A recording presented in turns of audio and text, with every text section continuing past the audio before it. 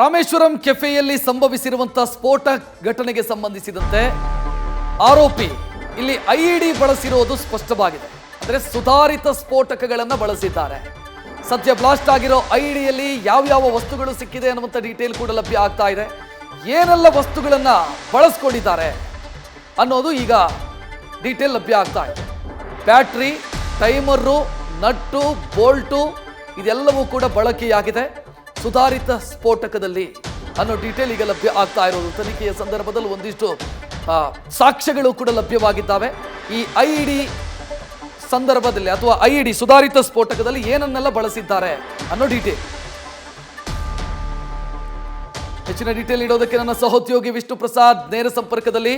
ವಿಷ್ಣು ಪ್ರಸಾದ್, ಸುಧಾರಿತ ಸ್ಫೋಟಕಗಳನ್ನು ಬಳಸಿದ್ದಾರೆ ಅನ್ನೋದು ಸ್ಪಷ್ಟವಾಗಿ ಗೊತ್ತಾಗ್ತಾ ಇದೆ ಮತ್ತು ಸರ್ಕಾರದಿಂದಲೂ ಕೂಡ ಅಧಿಕೃತ ಮಾಹಿತಿಯೇ ಲಭ್ಯ ಆಗ್ತಾ ಇದೆ. ಸದ್ಯ ಯಾವ ಸ್ಫೋಟಕಗಳನ್ನು ಬಳಸಿದ್ದಾರೆ, ಯಾವುದನ್ನ ಬಳಸಿ ಬಾಂಬ್ ಬ್ಲಾಸ್ಟ್ ಮಾಡಲಾಗಿದೆ?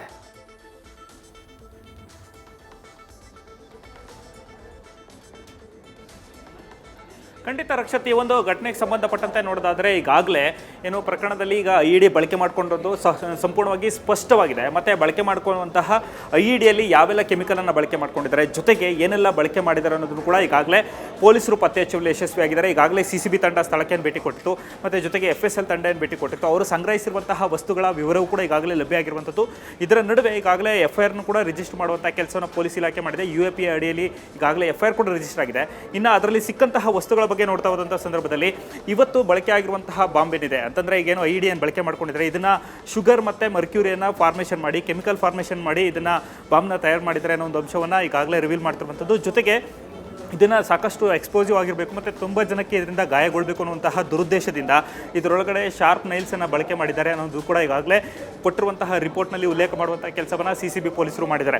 ಇದರ ಜೊತೆಗೆ ಇಲ್ಲಿ ಜಿಲೆಟಿನನ್ನು ಬಳಕೆ ಮಾಡಿಕೊಂಡು ಅದಕ್ಕೆ ಬ್ಯಾಟರಿಯನ್ನು ಅಳವಡಿಸಿ ಟೈಮರ್ನ ಮೂಲಕ ಇದನ್ನು ಬ್ಲಾಸ್ಟ್ ಮಾಡಿದ್ದಾರೆ ಅನ್ನುವಂತಹ ಸ್ಪಷ್ಟತೆಯನ್ನು ಕೊಡುವಂತಹ ಕೆಲಸವನ್ನು CCB ಟೀಮ್ ಮಾಡಿದೆ. ಜೊತೆಗೆ ಈ ಒಂದು ಸಂಗ್ರಹ ಮಾಡುವಂತಹ ಸಂದರ್ಭದಲ್ಲಿ ಟೈಮರ್ನ ಬಿಡಿ ಭಾಗಗಳನ್ನು ಕೂಡ ಈಗಾಗಲೇ ಸಂಗ್ರಹಿಸಿ ಅದನ್ನು ರವಾನೆ ಮಾಡುವಂಥ ಕೆಲಸವನ್ನು FSL ಟೀಮ್ ಮಾಡಿದೆ. ಈ ಮೂಲಕ ಇವತ್ತು ಆಗಿರುವಂಥದ್ದು ಬಾಂಬ್ ಬ್ಲಾಸ್ಟ್ ಅನ್ನುವಂಥದ್ದು ಸಂಪೂರ್ಣವಾಗಿ ಕ್ಲಿಯರ್ ಆಗಿರುವಂಥದ್ದು. ಐಇಡಿಯನ್ನು ಬಳಕೆ ಮಾಡಿಕೊಂಡು ವಿಧ್ವಂಸಕ ಕೃತ್ಯವನ್ನು ನಡೆಸಿದ್ದಾರೆ ಅನ್ನುವಂಥದ್ದು ಸ್ಪಷ್ಟವಾಗ್ತಿರುವಂಥದ್ದು. ಇದೇ ಆಧಾರದ ಮೇಲೆ ಈಗಾಗಲೇ ಪೊಲೀಸರು ಕೂಡ UAP ಅಡಿಯಲ್ಲಿ ಈಗ ಕೇಸನ್ನು ರಿಜಿಸ್ಟರ್ ಮಾಡಿಕೊಂಡು ತನಿಖೆಯನ್ನು ಕೂಡ ಈಗ ಮುಂದುವರಿಸಿದ್ದಾರೆ. ರಕ್ಷಿತ್, ಥ್ಯಾಂಕ್ ಯು ವಿಷ್ಣು ಪ್ರಸಾದ್ ಮಾಹಿತಿಗೆ.